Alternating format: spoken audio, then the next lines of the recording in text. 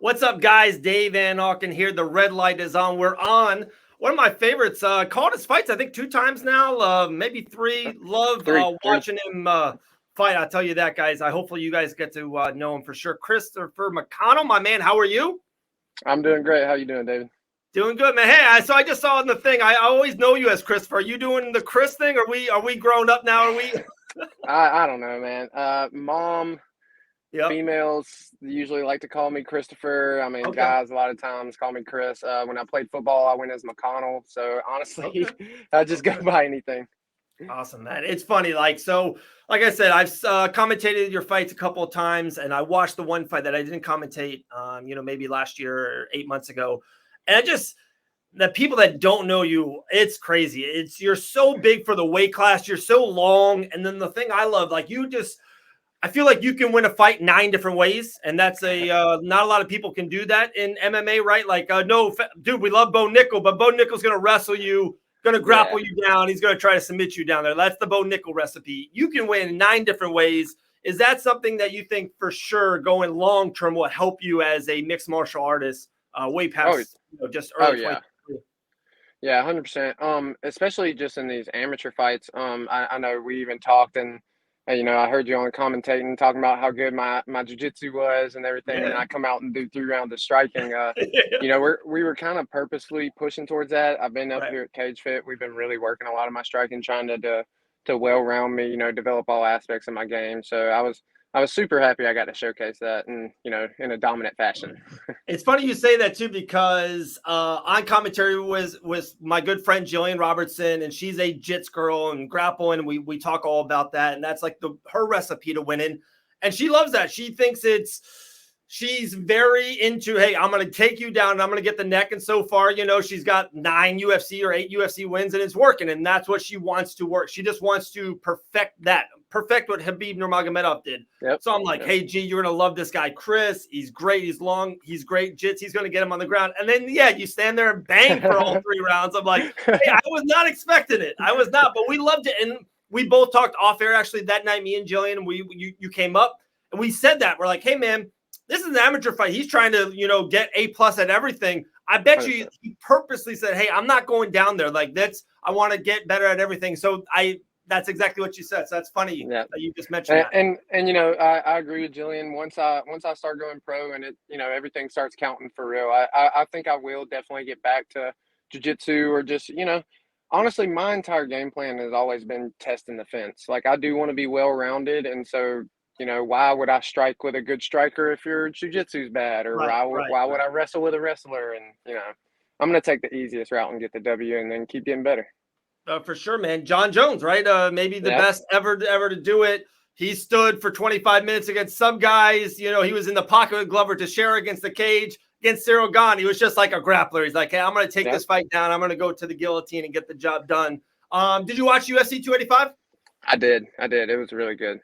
So I've been having, this is a fun debate, I think, and I would love your take on it. Who were you more impressed with after the night was over? Were you more impressed with John Jones or Alexa Grosso? There's no wrong answer. They both won championships, but I think Alexa Grosso, just because I wasn't expecting it. I expected John Jones to come out. Obviously, you have a little bit of doubt where it's like, it has been 3 years, this, that, but I've always seen John Jones as the GOAT inside the cage. Outside the cage, he makes some questionable decisions. I think everybody can agree on that. But inside the cage, there's never been anybody like him. And, like we were just talking about, that's where I get a lot of my testing the fence, especially in his younger days and his early UFC days. I remember watching him and just, every fight he looked different, just a completely new fighter, just because of how the opponent would attack him. And so I take a lot of inspiration from John Jones. I really do. Before you get into the Grosso thing, I want to give her a shine, and I definitely want to talk about that because I thought the same thing. I made a video. I thought Grosso was the most impressive performance of the night. Kind of going back to John real quick. And I think it's in a weird way, right? And I know it's mixed martial arts and there's so much respect. And Wonderboy Thompson comes to mind and, just always helping people up and good sportsmanship. But in a weird way, right? Isn't it super fitting that in football and basketball and baseball, you can argue who the greatest of all time is, and they're mostly good people or good inside the sport. you know, at the end of the day, this is fighting. They do walk into a cage, an octagon. And I think John, like, it's really weird that our GOAT, the MMA GOAT, is John Jones, who's, you know, the best, of course, inside that octagon. But outside, yeah, he's done some shit. Like, he's done some not, cookie cutter things. I always say that to people. I'm like, guys, it's a cage fight. This is our cage fighter. Like, he's the best. My thing that I always say is impulse control outside the octagon. If it's bad, terrible. No impulse control inside the octagon, good. I mean, it turns out very well. You know, just trust your instincts inside. There you go. Alexa Grasso, to me, the reason why I thought she had the best performance of the night is not even winning the championship and not even winning in later rounds, all that. But of course, I think the big the decision is Cyril Gane, and no disrespect to him, I think we know now who he is. He's fought, when he fights a C- type of high level guy, he beats him pretty handily. But when he fights now, he's fought 2 A's, he's lost both times. Valentina Shevchenko still can be argued as maybe the greatest female fighter of all time, definitely the greatest female flyweight fighter of all time, and was a back and forth really good fight. I think I had Grosso winning round 1, but I had Valentina winning round 2 and 3. So things like she was taking over, and Grosso to beat Valentina Shevchenko and to beat her the way she did, to me, was insanely impressive. Huge underdog. I thought Grosso put on a great show. Yeah, and then, man, that the two, well, I saw it live whenever she let go of the squeeze. I saw the white, and I was like, gosh, that is crazy. And then the picture came out. But then also what was so impressive was, she put out that video of her working that spinning back kick counter. Just awesome. I mean, and and that's one of those times that, like you said, she may not be the best fighter ever, but Grosso was the best fighter that night. And so it was just awesome that one counter led to a complete and utter history change, like this monumental change. 2 things off that. One is, if they fought next month in a rematch, who do you pick, Grosso or Shevchenko? I'm going to go Shevchenko just because I would hate to see her angry at somebody, and I think she's going to want that belt back. Agree. We got to start disagreeing.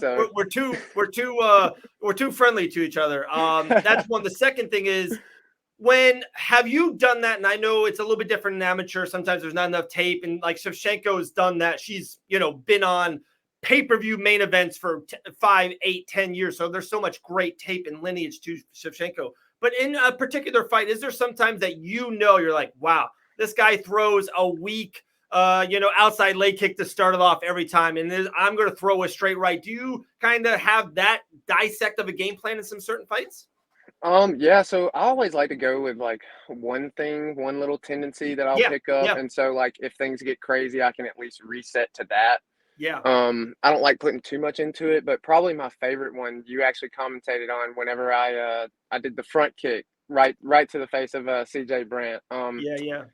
About 10 days before the fight, I remember watching his video and I saw he like keeps a real wide elbow guard like this, and I was like, okay, that teep's going to come right up through the middle of that. And I just remember telling myself, all right, don't throw it too early. And then sure enough, I threw it in the first exchange, but it worked. So there you go. Did you see CJ actually turn pro? He fought in LFA like 4 months ago, was winning the fight early in round 1. And just, it looks like he gassed out. It looks like he just he threw everything in that first 2 minutes. And then after that, he got caught by a more veteran fighter and lost. But do you kind of follow the guys that you fought in the past? Oh, man. Me and CJ are really good friends. We message each other on Instagram. Nice. I hit him up about Goat Shed all the time. We talk a little stuff. He hypes me up for my fights. I hype him up for his. Definitely a lot of respect between me and CJ. I think both of us knew if we do that fight 10 times, it's going to happen 10 different ways every time. You know what I'm saying? Very true. All right. So you probably have something on the horizon, end of April, maybe April 2nd, 22nd. Maybe we're not even supposed to say that. I'll throw it out there. I'll take the blame. After that, what do you think? What's the end of 2023 looks for you? Do you really want to really get things in gear, or do you want to save to your pro to 2024? What do you think is the next 10 months for you personally? So definitely focusing on the championship fight. I want to get that belt for sure. And then, Island Fights is in a ring, and I've only fought in a cage twice. So I do want to get at least one more in a cage again after this one. But then after that, it just really depends how I'm feeling, how everything's going, how we're meshing all of my game together. And but definitely into this year, beginning of next year. Not really sure of the exact date, but at Okay. the very latest, beginning of next year. Pro. Cannot wait, man. Huge future in front of you. Talking about future, I think we're like 10 days away, maybe a week away. UFC 286 out there in London. Welterweight main event, Leon Edwards, Usman. Leon Edwards, Getting headshot, bang. goosebumps. Yeah, it's crazy. I cannot wait for that as well. Do you think that, one, I kind of want your just take on the whole fight, and two, with that is, do you think it being in London, is that better for Leon? Do you think that's actually too much pressure, too many things going on? Or do you think that home crowd will kind of put him over? Still think the greatest fighter alive today. I don't even know where he's on the pound for pound list. And I know Jones is back and Islam's doing his thing. Usman had one of the great runs in the history of the welterweight division. Where do you see that main event falling? I think I'm gonna go Usman. I mean, just because I remember watching it live, and I think it was in between the third and fourth round. I remember Trevor Whitman talking to Usman and telling him, "Look, we need to put him out. You can put him out here."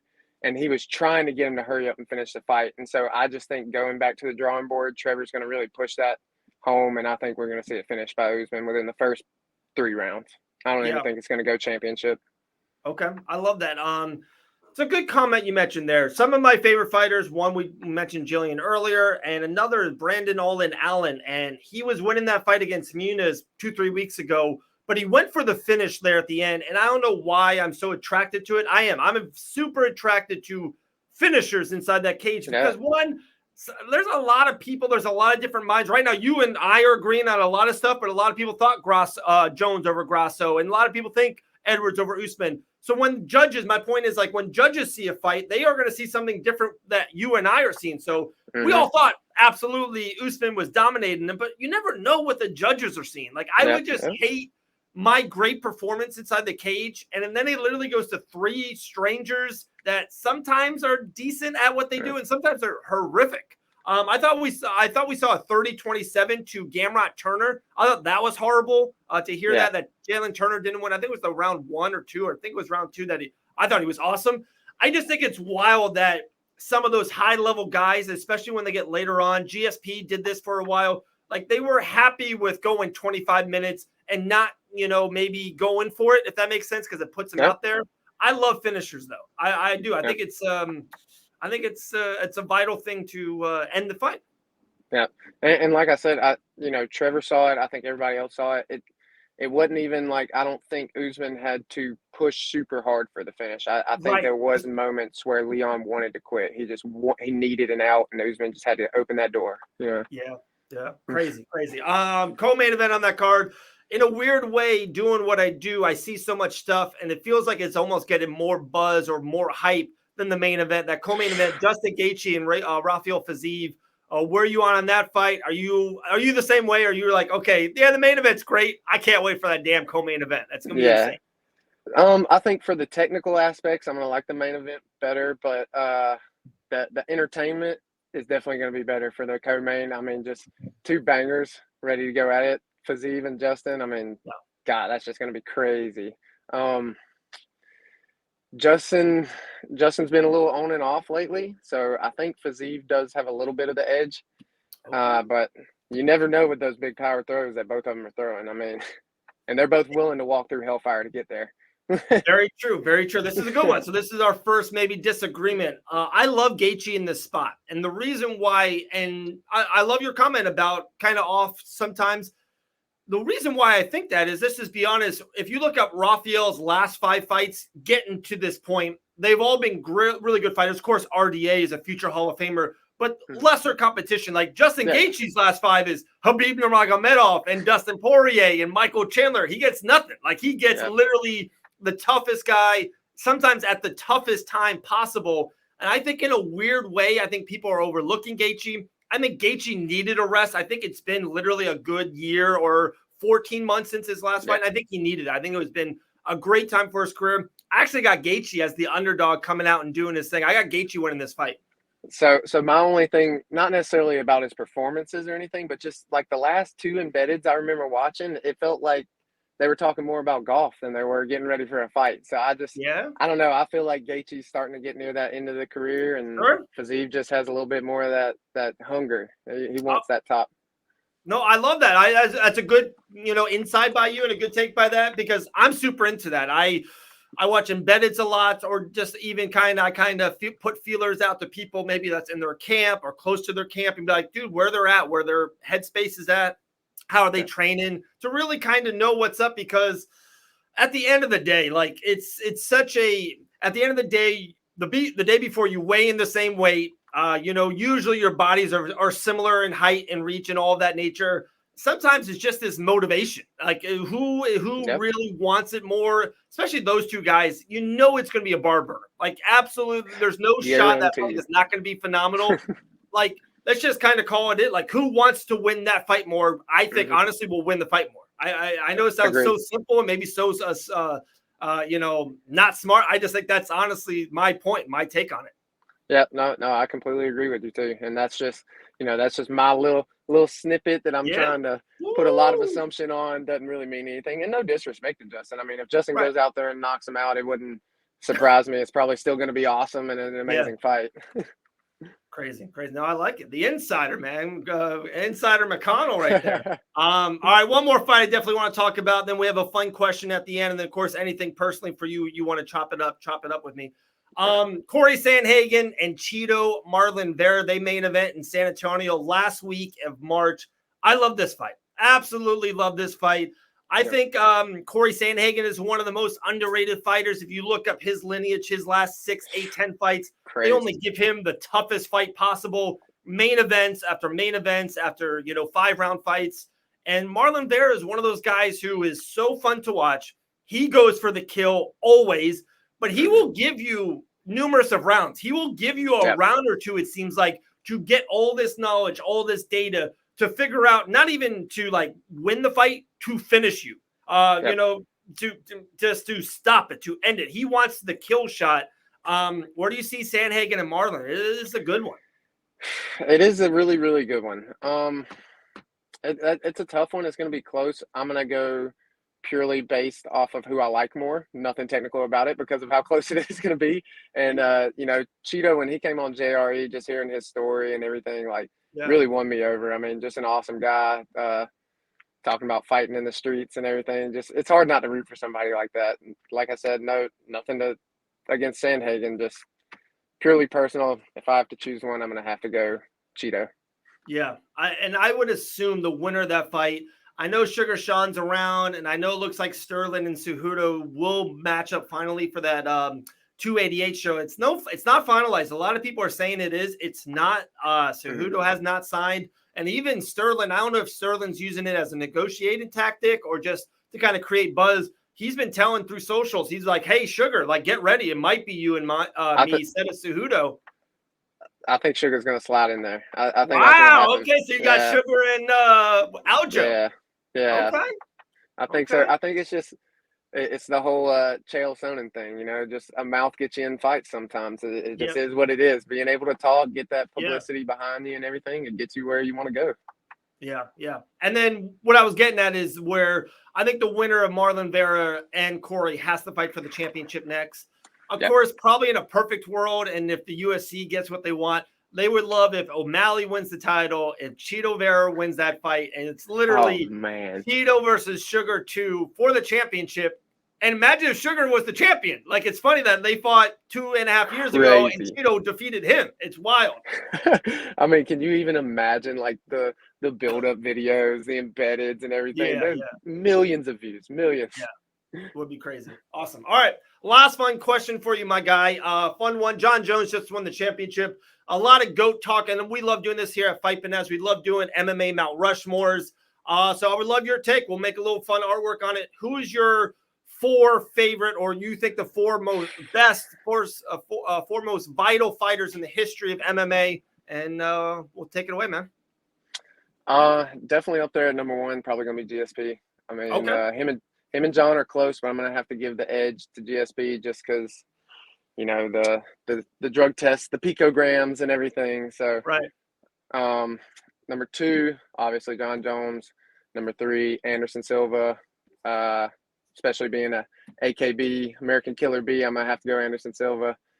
Fourth, this one's where it starts getting a little dicey. I'd probably have to go Khabib. It's between Khabib and like Fedor, but I'll probably have to go Khabib just because of the domination in every round. Not even just the fights, in every round. I like that. That's funny you say that, because with Jones coming back and getting that win now, it does seem like it's a pretty universal GSP, Bones, and Silva. It's really close. If I ask 10 people, 8 or 9 of them have that 4 spot's wide open. It seems. Yeah. I've been hearing Khabib Nurmagomedov. I hear Demetrius Johnson a lot in that spot. You mentioned Fedor. That's a great one. And then once in a while, you get this curveball of a Amanda Nunes, or, just a who did I hear once? And it's like one of those things. It's hard to argue because they're all so great. Like if you mentioned Daniel Cormier, I get it. Like, 2 different weight classes, defeated Stipe, defeated, light heavyweights. Literally, other than someone else on the Mount Rushmore, like as the only person that beats him. Right. So pretty wild. Let's go. And GSP, Bones, Silva, and Khabib Nurmagomedov. There we go. There's Chris's Mount Rushmore. My man, anything else? Life's good. Hopefully in April we'll see you live and in person, but it's a crazy next 6 weeks of MMA. A lot of UFC stuff, even in that area too. Game Red Boxing 4s on April 1st. A couple of people that have been on Island Fights is fighting on that card. That's going to be in Milwaukee, Wisconsin. So a lot of big stuff in the works. Yeah. We got SD Dumas coming up fighting soon. Yes. Yeah, he fights Saturday night. You're right. Saturday? Josh Awesome. Frem, he fights, and that's a good fight for SD. I think SD will show his striking skills. That man's a killer. They're talking about a finisher. That man likes to finish fights. Ain't got to tell me. I've been in the training room plenty of times, but getting hit with those mitts and kicks. Man, what's something? Tell us a training camp, or tell us a story that happened that with you and SD. Something that not the normal person sees. Is there something that he does with his leg kicks? Is it something with his jab? Is he just a lot faster than what people see? Tell me a story about SD. Well, I think what a lot of people don't really realize is SD used to be like a very, very large guy. Right. And so he started slimming up and everything, and that just adds so much weight to his legs, and his kicks are just so heavy. I mean, I've not felt many kicks that can be replicated kind of like SD's. And that, I think that's got a lot to do with, his coaching, his upbringing. I know Ben over at Remedy worked with him a lot. Ben's worked with me some. Probably, just I loved when he came in there. He's actually probably the main reason I got into MMA. So that's actually a good story. When I first got done with football, I was only doing jiu-jitsu. I was going crazy after football, just playing pickup basketball every day. Needed something with some type of structure that I could work at. And I was listening to a lot of Joe Rogan, cutting grass out on the golf course every morning. And I was in Mobile, Alabama, and I just happened to look up, jiu-jitsu gyms around here. He finally made me look it up, and there was a 10th Planet. And I was like, oh, it's a sign. Like, Joe Rogan always talks about 10th Planet. I got to get a 10th Planet. Yeah. So went down there, started training under Bobby Rivers for about a year and a half, 2 years. SD started training with us because he said he wanted some jiu-jitsu, grappling work and stuff. And I cornered for him 2 or 3 times. And the last time that I cornered for him, I remember he double-legged the guy, was right in the corner, right in front of us. And, I mean, I literally spoke him through, like, a back take to a rear naked choke. And just I remember sitting there thinking, like, man, if I can do it from here and I can spar with him every day, why can I not just do it in there? And so I finally started doing some striking, trained for about 6-7 months, and then finally got in there. That's crazy. That's a good story. I love that. Well, I didn't know this. So I knew you're a football guy. I think we talked about that last time. I didn't know you're a basketball guy. So you played a little bit of hoop. Yeah, I played a little bit in high school. I didn't play too much because actually my junior year, I was like 5'7", and I actually got moved from playing quarterback because I was too short to wide receiver. And then all of a sudden, I guess I just finally hit my puberty. I was such a late bloomer and went from 5'7" to 6'1", 6'2" in like 4 months. And then so the D-line coach was actually the basketball coach, Coach Drakeford, and he straight up told me, he's like, you're going to come play for me. We'll keep you in shape. And I'm like, I don't know how good I'm going to be. And he's like, I don't care. Just jump, grab, throw it out. And I was like, all right. So started playing there. The the progression that I had just in 1 year was crazy. I mean, I do like to think of myself as an athlete, and so just learning how to shoot a little bit more and everything, that actually became like my free time love. So Right. football Right. was like my focus and my career and everything I wanted to do. But anytime that I was not working out or doing football, I was just playing pickup basketball. And What NBA player would you think your game kind of was like? I don't want to disrespect any NBA player like that. I know. Like me when I played, I know it sounds so crazy. So like, I'm a lot older than you. So I definitely, I graduated in '02 in high school. And I know like the people in my town know this about me. Like I played like Steph Curry. Like I shot the three before it was cool to shoot the three, like 5 feet behind the 3-point line. And people thought it was crazy. My coach hated it, but I was good at it. I was a shooter, not athletic, couldn't really take the ball to the hole. I could shoot. So I'm like, why would I want to get close to the defender? Like they wouldn't guard me out here. So like that's how I adapted. I'm like, I'm going to shoot 4 feet behind the 3-point line. So like, it's wild that people, sometimes I go to dinner in my hometown and people are like, man, you used to shoot threes long range. It's crazy. Nowhere near Steph Curry, but that's my game. I was the mini Steph Curry. If I had to choose one, I mean, it would probably be just like a Miami Heat, D Wade, or Okay. somebody that just shoots okay, but mostly just one. Like If a I got slasher. one step, yeah, if I got one step on you, I was going to the rim every time. I mean, I like like that. to dunk. I had a good vertical, so that's all I tried to do every time. I was trying to take it to the hole. There we go, dude. Fighting like SD Dumez and playing basketball like D Wade. Not a bad life, brother. Not a bad life, man. Man, so pumped to have you back on, Christopher McConnell. Hopefully, we'll see you back in the ring April 27, there, 22nd Island fights, maybe for a big title fight. My man, anything left? Any kind of sponsors? Anything you want to push or plug? Yeah, I mean, shout out to Cage Fit, obviously. Moved up here about a year and a half ago. They've been working with me. My striking's completely changing. My wrestling's completely changing. Just a bunch of really good guys up here. I mean, we usually have 30, 40 people on the mats up here. I cannot thank them enough for every training. I mean, I'm sitting right out here. Just got done with an 11 o'clock class with Treston Vines, one of the best 170s, pro 170s. You just can't beat the training here. And, shout out to Wise 8T. Shout out to Solman Inc., new sponsor of mine, and shout out to Brandon McCatherine. Me and him are working on something, cooking up a little affiliation with his website. So y'all make sure to go check it out, BJJ365. Sounds good, my man. Hey, cannot wait. Hopefully I call your fight at least 1 or 2 more times. And my man, we'll see you soon, all right? All right. Have a good day, man. All right, later, brother.